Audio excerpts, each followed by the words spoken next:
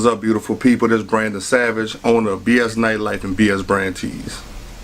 How did you get your start in business? How did I get my start in business? Okay, I was working. I used to travel, party all the time, and I started getting calls every week, and people used to always call me and be like, "Man, what a hot spot at? What's going on? What's popping?" So honestly, I got tired of just sending other people, you know what I'm saying, a wave. So I was like, man, I think I got an idea of what people like, and that's when long story short, man, that's what made me come up with BS Nightlife, and I started doing parties on the West Bank at this spot called Lotus, and shit took off. So as far as Be Savage Nightlife, like how did that transition from that to where you are now? Really, man, I think it was more of a branding situation where, like, I built up relationships through the time I was doing BS Nightlife, and basically it just kind of made the transition easy when I got into BS Brand Tees. So I would just say there was years of putting in work, doing a lot of parties, doing events, and most of those people kind of like followed me throughout the process, you know what I'm saying? So I just kind of transitioned over and still kind of promoted to that same group of people. So then you branded yourself and then you came out with the tees. Where did the inspiration come from, Educated NWorld? Oh man, it's crazy because BS Brand Tees was never supposed to happen. I actually made Educated NWorld for myself. It was something I was at work, and the job I worked at prior to that, man, I was there like 8-9 years, and I just saw kind of like a recurring thing where it was like, in some cases, man, I'm the smartest person in the room, but you could tell that I was kind of being held back due to some of those issues being black, or you know what I'm saying, it's just some companies just don't want to have a black person as the face of their company. That's just the reality of it. So for me, the Educated NWorld was really kind of trigger of kind of putting in my old boss's face, like, man, just know at the end of the day, all you see is a nigga when you see me. That's just the reality of it. No matter what I've done, how clean I've been, how perfect I've tried to be, all you saw was a nigga at the end of the day. So for me, it was like my way of saying, man, just know, you're dealing with an educated one this time, and that's where the theme of Educated NWorld came from. Did you expect the wave of the Educated NWorld to be so wide-ranging? Nah, I didn't, honestly. Like I said, I made it for myself, so I had no expectations or whatever. It just so happened, man, I wore it one day, and the guy asked me, like, man, where you get the shirt from? And I was like, man, this is my design. He was like, you sell them? So right there, the hustling me clicked in, and I was like, I lied. I was like, yeah, but I'm sold out. So the dude was like, take my number. When you get some more, call me. I'm going to buy one. So that night, I went home, and I ordered 40 shirts. So when they came in, I called a dude. He showed up and he bought the shirt. So I pulled over on the side of the road. I'm like, I got 39 shirts left. Man, I literally made a caption, posted a shirt. I was lying, no lie. I was like, yeah, I've been working on this for months. This is my new shirt from BS Brand Tees. I literally came up with BS Brand Tees, which was a branch off of BS Nightlife, just kind of keeping it simple, using my initials. And I posted it, and I sold the other 39 shirts the same day. So I ordered 100 shirts, and then I sold them in like 2 days. So at that point, I was like, man, I don't know if I'm on to something, but I'm going to attack it, you know what I'm saying? And it's been nonstop ever since. It's just steady growing. With so many designs that you have acquired since then, is Educated NWorld still your top seller? Yeah, by far. Like, it's not even a close second. I have another shirt. It was a same shirt that I did last year that did, pretty good. Other than that, I won't say the name of it because I'm fighting a lawsuit right now, so that's why I said the name. But yeah, that shirt did pretty good. I would say this: all of the shirts sell, but I mean, honestly, none of them like remotely close to just the way the world gravitating to the Educated NWorld thing. It's profound. There's a wave going on right now where entrepreneurship is just blossoming, education and everything. So it just speaks to so many people. Right. You should be very, very proud of that. I appreciate that. As far as your business is concerned, what are your top 3 priorities? Honestly, top 3 priorities, really, most of them it's based around my daughter. I want to put my daughter in a situation where I can set her up long term and, possibly, pay for her education, set up and, put in a situation to where if she decides not to, she can kind of take over the business. Other thing I would say would really be just putting a lot of resources back into the community, because I just feel like for me, that's what I would say 80% of my, you know what I'm saying, the love I've gotten through BS Nightlife and BS Brand Tees has come from the same people, you know what I'm saying? So I started thinking recently, like a few months ago, I was like, man, I haven't done enough. Like, I get too much love not to do enough, so that's big for me. So right now I'm kind of taking ownership of that. So I'm trying to, you know, get some stuff popping in my community. So you're talking about a legacy for your family as well as for your community. Right. That's major. Have you collaborated with any partners here in the city to where you guys felt like, you know, you guys helped each other grow your businesses and your brands? Yeah, I would say I haven't collabed yet when it comes to BS Brand Tees yet, but I've worked a lot with a lot of the cats in the city on a nightlife side of things. A lot of dudes, man, so many to name. Everybody from Boo Winners, Nat, Stunner Man Ken, rest in peace to Kenneth, Larry Morrow, G the Promoter. I know I'm leaving some people out. G Willie, they crew, Morgan. I mean, a lot, you know what I'm saying? It's been a lot of people. So, and if I left you out, I apologize. But for the most part, a lot of the dudes in the promoter world, man, all of us, I felt like all of them had Polo Fat. A lot of those dudes had Mo Flipper. Some people I just can't forget, so I'm just making sure I say it. But a lot of those dudes, man, had a big impact on my growth. We did a lot of successful stuff together, and you know, we still continue to work. So yeah, man, it had a big effect. I love how you said in the promoter world that you guys work together. I know that there's a big movement of people trying to come together on the music side. So right. I feel like you guys are setting a trend there. Yeah, at least trying. I'm gonna tell you, it's tough. It's tough sometimes because a lot of us bump heads. We don't speak for a little while. We'll be mad at each other. Like, it's common, you know what I'm saying? When you got a bunch of like alpha males, a lot of times, man, it's hard to get everybody on the same page. You know what I'm saying? And there's a lot of the women too. Like right now, like the women killing it. Like when the women really figure out that the playing field is kind of designed for them to kind of take over, like they really gonna fuck it up. You know what I'm saying? But for the most part, man, like it's tough. But a lot of us are able to kind of put that to the side to just understand that, man, look, when there's money involved, you should be able to come together and work and grind. It sounds like you're talking about family. Family doesn't always get along. You know, you're my brother, you know, we right. keep pushing. Right. What was your mission at the onset of your business? Honestly, it's so crazy, man. I know a lot of people may think I'm lying, but I literally I wanted to make, my goal was to make $1 more than I made on my job.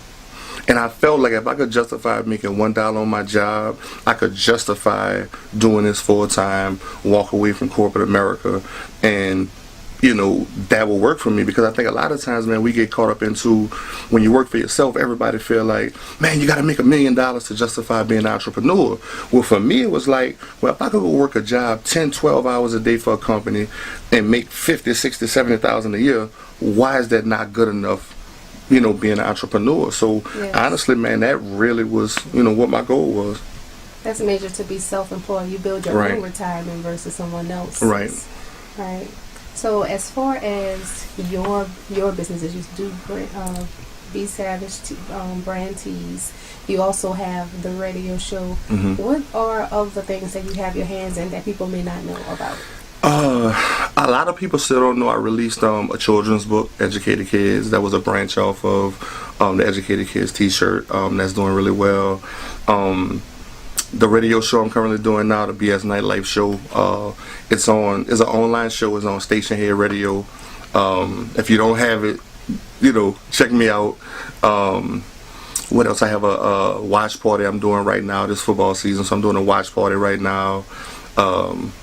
That's popping. I do a BS Nightlife show live from the skate country on the West Bank once a month. I have that coming up October 17th. So I kind of got my hands in, you know, tied into a bunch, man. I try to stay busy, just because I know that works for me in particular. So I always got something going on. So you're still very well in the events. Yeah, I am. I tried to get away from it, but it's, you know, it kind of like called me back from time to time. You know what I'm saying? So, yeah. So having had the success that you have, what does advertising look like for you? Nonstop Social media, man. Right now, social media is like, that's the thing. Like, if you're not on social media and you don't have a heavy footprint on Instagram, Twitter, Facebook, Snapchat for me hasn't, like, to me, I don't find Snapchat to be one of those things that work for business. Some people may disagree, but right now, man, the landscape of social media, you got to think of it almost like washed out radio promo, you know what I'm saying, or even TV promo, because everybody got their phone in their hand. Not everybody listens to the radio. Not everybody, in front of a TV. Like, I virtually don't cut my TV on unless it's sports on. So for me, it's so bad, man. Like, if I wake up in the middle of the night to use the bathroom, I'm gonna make a post. You know what I'm saying? If I roll over and feel my phone in the bed, if it's not dead, I'm gonna make a post. So it's almost like, second nature right now, because I could touch everybody at one time. Communication in social media and online networking and things of that nature. A lot of people have gone to online boutiques and selling, clothes that way. What made you decide, I'm going to have an office, I'm going to sell out of a location? Actually, man, when I first did the office space, my intentions was still to do like more online. But what I realized is, for the culture and for the market here in New Orleans, most people in New Orleans prefer the hands-on approach if there's an option to them. So for me, it was like, you know what? Well, won't you kind of open that space up and give people the opportunity to come and say, you know what? Let me see if this looks the same online as, look same in person as it look online, or let me see if it's going to fit that way. So I wanted to create that space. I'm currently working on a true storefront. That's something I should have up and running in the next 6 months max.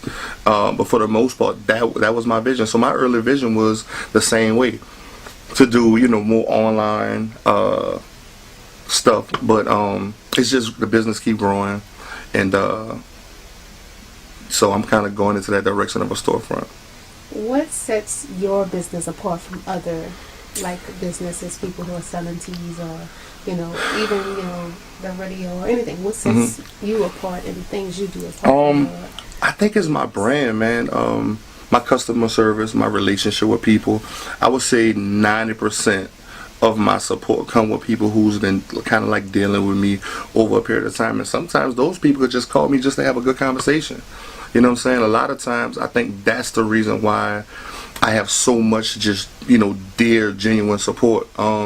Because they know in a time of need, I'm somebody who, even if it's just an ear sometimes, like, I'm gonna make myself available. I don't know if I'm gonna always have that time, but I promise myself, as long as I have it, I'm gonna make myself available to the people who I felt like supported me all this time. So I think it's, one of those things, just honest relationships.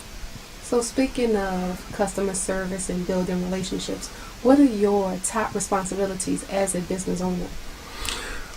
Really, man, it kind of still trickles down to customer service. I try my hardest to get online orders out. I try to ship out the same day, if possible, because what I realize is people tend to buy more when they realize, you know what, I don't like online, but if I can buy something and it come in 2-3 days, they're more likely, to still shop. So I try to make that like, that's like my top priority. I'm big into quality, so in some cases there may be some colors that I don't offer that other people offer, because if a quality brand doesn't offer that garment, I'm just not gonna deal with it. You know what I'm saying? I don't want a person to feel like, man, I'm spending $25 on a t-shirt and after I wash it one time I can't wear it. So I'm big on those things, you know what I'm saying? So that's pretty much, what I put a bulk of my focus on. With your business growing and expanding, are you going to be seeking employment opportunities for anyone seeking? Yeah, I actually, it's getting to that point. Probably the scariest thing for me, I'm probably 6 months too late on making that available, but I'm so hands-on to where it's like I'm kind of tooth and nail stuck between separating myself from that and paying it forward and bringing some people on, because, man, a lot of times, man, it's just truly hard to trust people with something that you've spent so much time to build. So, and because I have so many personal relationships, it just hurts me I don't want to put nobody else in a situation to let one of my customers down. So that's the thing that I'm trying to grow and, like, get myself away from it, but that's my challenge. So 2020, Lord willing, you'll definitely, next time we interview, I can imagine I'm going to have employees. Yes, sir. Yes, sir. As far as, the work that you're doing with your customers and having built such a loyal base, what work are you doing in the community that people may not know about? This past year, so far this year, I've done, I did an Easter egg hunt at Johnny Jacobs Playground, the week before Easter.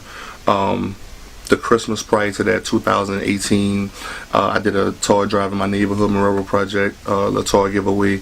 I'm actually working on a toy drive this year. So these are some of the things that, moving forward, like I said, law willing, I'm gonna continue to do every year. I also have a project that I'm working on, Educated Kids, where I'm gonna actually do like a college fund, where every semester I'm gonna pick 10 kids and give them like $1,000 scholarship toward like whether it be books, whether it be just room and board, or just need some extra cash. You know what I'm saying? And that's something that I got planned for 2020 to start.